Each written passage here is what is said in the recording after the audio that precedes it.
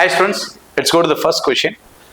An electric dipole kept in a non-uniform electric field experiences அப்படின்னு கேட்டிருக்காங்க.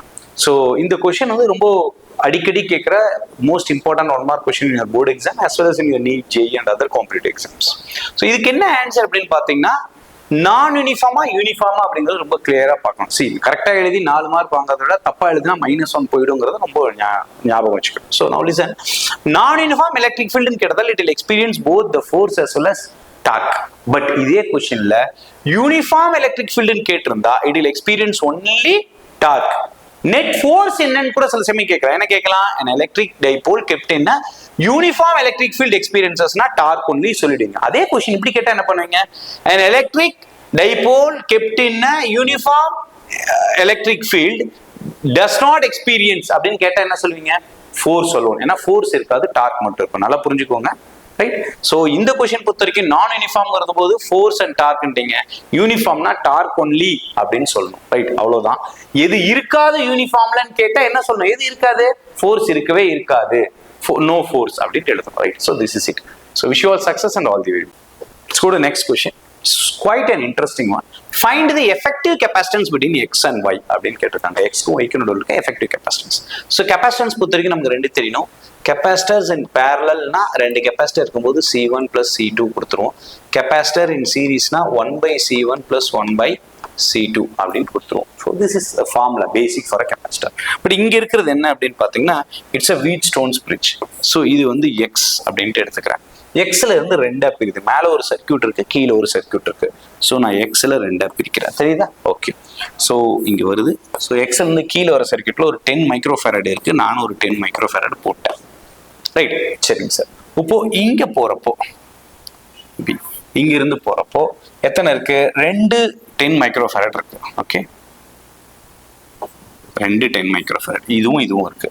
Then you have ஜங்ஷன்ல இருந்து ஒரு 5 microfarad இருக்கு. Then you have got one more 10 combine பண்ணிட்டீங்க. So this is your y. புரியுதா? பாருங்க, இன்னொரு வாட்டி சர்க்யூட் பாருங்க. ஸோ இங்கிருந்து வந்தோம் எக்ஸ்ல இருந்து வரும்போது இந்த 10 மேலே கீழே போட்டோம். Then you have got 5 microfarad. Okay, then again you have got 2 10s மேலே கீழே, then 10 இங்கே y. So this is your circuit. Sir, it's a balanced Wheatstone's bridge. இது வந்து என்ன? ஒரு பேலன்ஸான Wheatstone's bridge. What is effective capacitance? இந்த 5 microfarad வழியா எந்த கரண்ட்டும் போறதில்ல. that we can neglect. So what is it? இது ரெண்டும் சீரீஸ்ல இருக்கு மேல, அப்புறம் இது ரெண்டு இப்படி இருக்கு, சீரீஸ்ல இருக்கு. ஸோ சீரீஸ்ல இருந்து என்ன பண்ணோம்? 1/, போட்டுக்கணும். ஸோ மேல அப்பர் விங்குக்கு மட்டும் போடுவோம். So 1/CS is equal to 1/10 plus 1/10. So what will be the answer? LCM 10 எடுக்கணும். LCM 10 எடுக்கும்போது 1 plus 1 is 2. So 2/10. So CS is equal to 10/2. 10/2 is என்ன சார்? 5. மேல ஒரு 5, கீழே ஒரு 5. அதே மாதிரி கீழே இருக்க 10 இங்க ஒரு 5, மேல ஒரு 5, கீழே ஒரு 5. இது ரெண்டு எப்படி இருக்கு? கரெக்ட். எதுல இருக்கு? சீரிஸ்ல பேரலல் இல்லையா? பேரலல். அப்ப 5 plus 5 என்ன சார்? 10. ஸோ இந்த பிரிட்ஜோட எஃபெக்டிவ் கெப்பாசிட்டன்ஸ் 10. இங்க ஒரு 10 மைக்ரோஃபாரட் இருக்கு. இந்த 10 எப்படி இருக்கு சார்? parallel இருக்கு. So 10 plus 10 is 20. So the net answer will be 20 microfarad. இன்னொரு வாட்டி புரிஞ்சுக்கோங்க. இந்த என்டையர் பிரிட்ஜோட கெப்பாசிட்டன்ஸ் 10 மைக்ரோஃபாரட். அதுவும் கீழே இருக்க இந்த 10 மைக்ரோஃபாரட் எப்படி இருக்கு? பேரலா இருக்கு. பேரலா இருக்கும்போது என்ன? C1 plus C2. So 10 plus 10 is 20. So you have to think. ஒரு நிமிஷம் யோசிச்சு ஆன்சர் பண்ற மாதிரி இருக்கும். Right? So wish you all success and all the very best. Thank you. Let's go to the next question. A galvanometer of resistance 200 ohm. ஒரு galvanometer அது 200 ohm is gives a full scale deflection for a current of 10 power minus 3 ampere. So minus 3 na micron தெரியும். And to convert it into an ammeter capable of measuring up to 1 ampere, what should be the resistance that is to be connected? So அது வந்து எப்படி பண்றது அப்படிட்டு. So what is the formula அப்படின்னா, so how to convert IgG by I minus Ig. Now what is the current through the galvanometer? 10 power minus 3 into resistance of your galvanometer is 200 divided by என்னவா மாத்திரம் 1 ampere மாத்திரம் 1 minus Ig, that is 10 power minus 3. So when you work on this, what will be their answer? So sir, இங்க பாருங்க, இங்க தான் நீங்க வந்து calculation பார்க்கணும். 10 power minus 3 into 200 என்பது கால்குலேஷன்ல ரொம்ப டைம் ஸ்பெண்ட் பண்ண தேவையில்ல சார். 1 2 3 டெசிமல். ஸோ 0.200 அப்படியே மாத்திட்டேன். ஸோ 10 power minus பெருசா மல்டிப்ளை பண்ண தேவையில்ல. ஸோ 1 minus 10 power minus 3 அப்படின்னா என்ன வரும்? 0.2 999. ஓகே, ஸோ இது என்ன பண்ணுவீங்க, நிறைய பேர் 1 minus 1/1000 அப்படின்னு போட்டு 1000 LCM எடுத்தீங்கன்னா 1000 minus 1 1000 minus 1 என்ன அப்படின்னு போட்டீங்கன்னா அப்படி வந்துடும், right? So 0.999. So when you calculate what will be your answer, 0.2 something தான் வரப்போகுது. 0.2 சம்திங்ல ஆன்சர் இருக்கிறது இதுதான். நீங்க ரொம்ப டைம் ஸ்பெண்ட் பண்ணவே தேவையில்லை, ரைட்டா? புரியுதா? So the right answer will be, let's go to the next question. A wire of length 2 meter carries a current of 6 ampere. The force experienced by the wire when it is placed at an angle of 30 degree to the magnetic field. And the magnetic field strength எவ்வளவுன்னு பார்த்தீங்கன்னா 0.3 Tesla, right? So what is the answer? Sir ரொம்ப சின்ன some, நிறைய வாட்டி நம்ம பண்ணதுதான். F is equal to BIL sin theta. So B magnetic field value 0.3, I ஓட value current 6 ampere கொடுத்திருக்காங்க. Length is 2 meter. Sin 30 is 1/2. So 1/2 போட்டீங்கன்னா 2 என்ன ஆயிடும் சார், கேன்சல் ஆயிடும். So 0.3 into 6 is 1.8. ஃபோர்ஸுக்கு எப்பயுமே நமக்கு தெரியும் நியூட்டன் தான் யூனிட் அப்படின்ட்டு. ஸோ அவர் answer will be 1.8 newtons. Okay, thank you. Let's go next question. For an inductor resistor circuit as shown in the figure, the phase angle என்னன்னு கேட்டிருக்காங்க. If the frequency is given for the AC is 50/pi, it's very simple. We will find it. So what is the value of XL அப்படின்னு பார்த்தீங்கன்னா, XL is equal to 2 pi f into L and 2 into pi. The frequency is given as 50/pi and L it is here like 0.05. Pi and pi will get cancelled. So 2 into 50 into 0.05. So 2 into 50 is 100. 100 into 0.05 will be 5 ohm. Right? So the XL value is 5 ohm. And what is the resistance given? It is again 5. So angle ketirukanga final. So tan phi is equal to XL by R. XL value 5, R value 5. So 5/5 is 1. So in the degree tan 45 is 1. Illaya? So the right answer will be option A, tan 45. Right? இதில் என்ன அப்படின்னு பார்த்தீங்கன்னா, இந்த ரெசிஸ்டரோட வேலையும் இண்டக்டரோட வேலையும் நீங்கள் சர்க்யூட்லேருந்து எடுக்கணும். இதுதான் அந்த கொஸ்டினில் இருக்க ஒரு challenge. Right, fine, thank you. Let's go to the next question. So in the circuit shown, what is the value of I and I1? So in the I oda value, I1 oda value enna appdin kettirukanga. That's all. So very simple. V is equal to IR, your basic Ohm's law, or I is equal to V by R is your right formula. So V is 12. So current I is equal to 12 by R. You need to find the value of R. That's all. Resistance enna appdin kandupidikirom. So when you look at the top branch, it is 2 ohm and 8 ohm. They both are connected together in series. So the effective resistance is 10 ohm. And inge 8 and 2, anyhow, they both are connected in series. RS series na R1 plus R2. So the effective resistance will be 10 ohm again. So these two are in parallel. Abdingumbodhu you will find the resistance. RP is equal to 1 by RP is equal to 1 by R1 plus 1 by R2 pola. Direct ponna RP is equal to R1 into R2 divided by R1 plus R2. So this is R1 10 ohm, R2 in the lower branch, that is also 10 ohm. So 10 into 10 is 100 divided by 10 plus 10 20. So this is 5 ohm. So effective resistance evrona 5 ohm in the மேல இருக்க சர்க்யூட்டுக்கு மட்டும். கீழ பாத்தீங்கன்னா you got 1 ohm.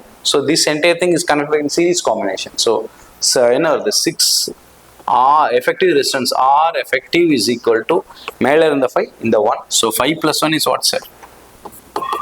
6 ohm. This is the effective resistance. Again, we'll substitute here. I is equal to V by R. V odd value 12 by 6. N is there 2 ampere current. So 2 ampere current is your current that is coming out here. In the இடத்துல எவ்வளோனா 2 ampere. அந்த மாதிரி இருக்கிறது ஒரே option இதுதான், ஏ தான். Tick அடிச்சா anyhow we just do. இந்த 2 ampere current ரெண்டு இடத்துல ஈக்குவல் ரெசிஸ்டர்னா ஈக்குவலா பிரியும். அப்போ 2 ampere ஈக்குவலா பிரிஞ்சா என்ன? I1 ல 1 ampere and I2 ல என்ன sir 1 ampere. So this is it. So அவங்க கேட்டிருக்கிறது what is the current through I1? I1 is 1 ampere. I2 வழியா என்னன்னா அதுவும் it is 1 ampere only, right? So thank you. Let's go to the next question. The radius of two planets are in the ratio 1:2. Their densities are the ratio 5:6. The ratio of acceleration to gravity will be அப்படின்னு கேட்டிருக்காங்க. It's quite an easy one. Repeated கேட்கிற question தான்.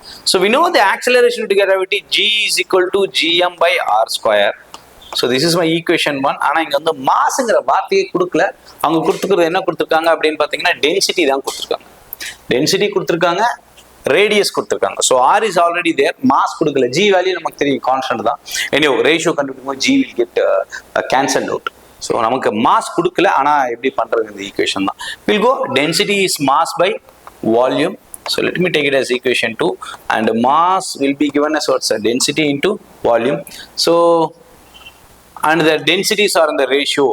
Radius of two planets are in the ratio this, their densities are in this ratio. So we can replace mass as density into volume. Of course, every planet in the is in the shape of a sphere. Density d volume of a sphere is 4 by 3 pi r cube. This is my equation 3. Any doubts, sir? No, so far, yeah. So G is equal to G by in the r square போட்டுட்டேன், இந்த density into 4 by 3 pi r cube.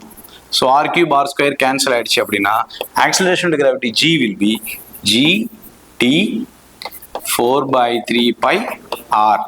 ஏன்னா R cube R ஸ்கொயரும் cancel ஆயிடுச்சுன்னா R மட்டும் இருக்கும், ரைட்டா? So இங்கேயும் பார்த்தீங்க அப்படின்னா this gravitational constant is constant. Let's to G1 by the ratio of their acceleration to gravity would be கேட்டிருக்காங்க. Let us work it out. So G1 by G2 is equal to, sir G வந்து constant cancel ஆகிடும், 4 by 3 என்ன ஆகிடும் cancel ஆகிடும், by என்ன ஆகிடும் cancel ஆகிடும். So G1 by G2 will be D1 R1 divided by D2 R2. So what is D1 by D2? The densities are in the ratio 5:6. இல்லையா? 5 by 6 into R1 and R2 will be in the ratio 1:2. Right? 1:2. So my answer will be what, sir? 5 by 12. So this is my right choice. 5 by 12 is the right choice. Okay? Let's go to the next question. நம்ம எல்லாத்துக்கும் பிடிச்ச question, right? So the rings marked on a carbon resistor are colored like red, black, brown and silver respectively. The resistance is அப்படின்னு கேட்டிருக்காங்க. So இதுக்கு ஒரு mnemonic தான் உங்க எல்லாத்துக்கும் தெரியும், பிபி. யா அதே தான். Roy of Great Britain had a very good wife, right? சரி, அதுக்கப்புறம் கோல்டு, சில்வர் அண்ட் நன், ரைட்டா? கோல்டுனா 5% டாலரன்ஸ் வேல்யூ, சில்வர்னா 10%, நன்னா 20% டாலரன்ஸ் வேல்யூ. சரிதான், ஓகே. பார்ப்போம். ஃபர்ஸ்ட் பிளாக், பியில் ஃபர்ஸ்ட் வருது black, then brown and all, right?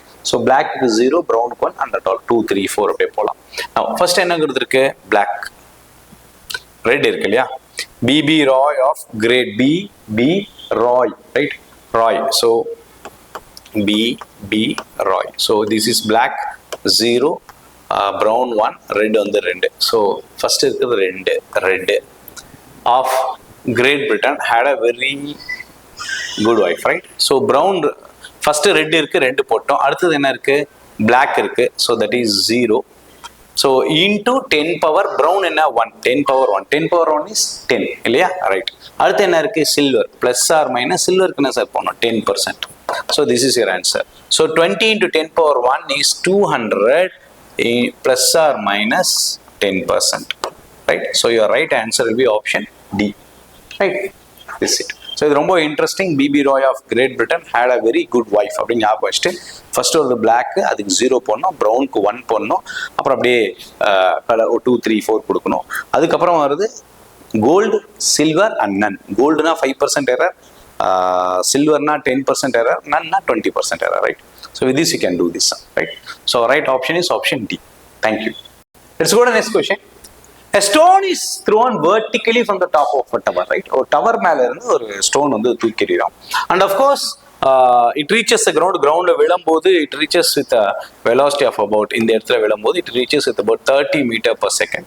And initially நீங்க கொடுத்த velocity u வந்து பாத்தீங்க அப்படின்னா 10 meter per second. Okay.